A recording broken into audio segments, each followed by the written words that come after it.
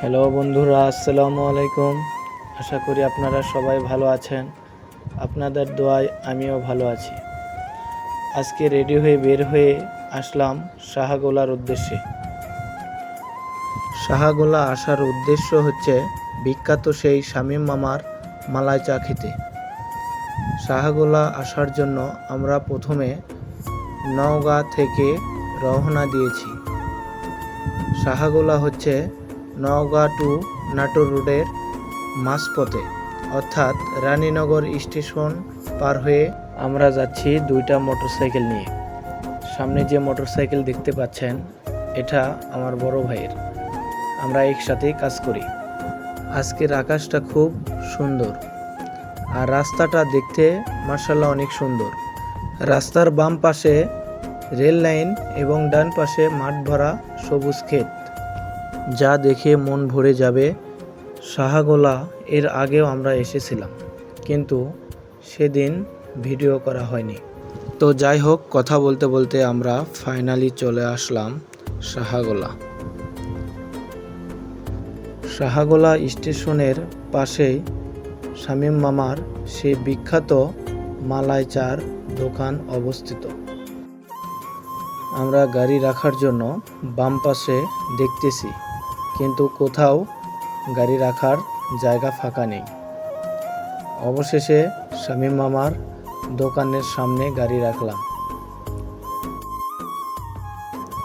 এটাই সেই আমাদের শামীম মামা। শামীম মামার সাথে দেখা করে আমরা চায়ের অর্ডার দিলাম।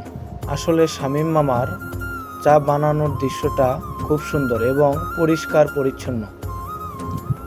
এক পাশে দুধ জাল করা হচ্ছে। দুধ জাল করা দেখে মনে হচ্ছে এটা আমাদের বগুড়ার দই।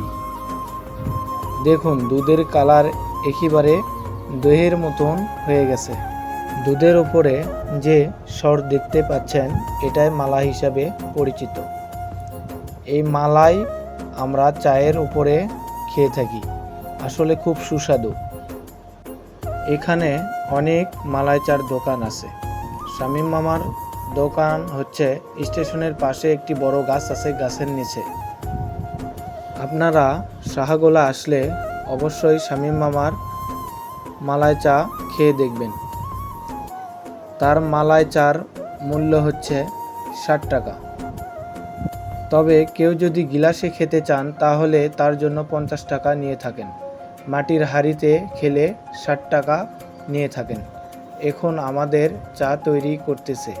প্রথমে চিনি দিয়েছে, তারপর গরম দুধ দিয়েছে এবং দুধের ওপর মালাইগুলো দিয়ে দিচ্ছে। অবশেষে 20 মিনিট অপেক্ষা করার পর আমরা চা হাতে পেলাম। চা হাতে পেয়ে বড় ভাই ছবি উঠাচ্ছে। তো যাই হোক, চাটা খুব সুস্বাদু ছিল। সবাই ভালো থাকবেন, সুস্থ থাকবেন। আমার এই পেজটিকে একটু ফলো করবেন। আল্লাহ হাফিজ।